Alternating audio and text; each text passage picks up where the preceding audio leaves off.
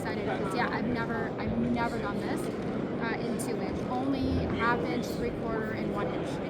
So we're gonna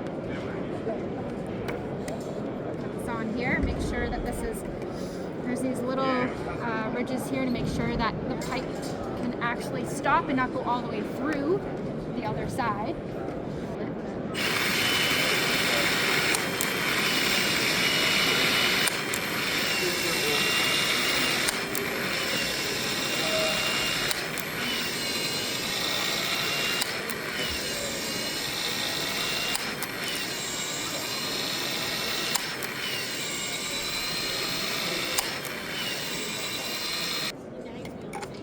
There we go.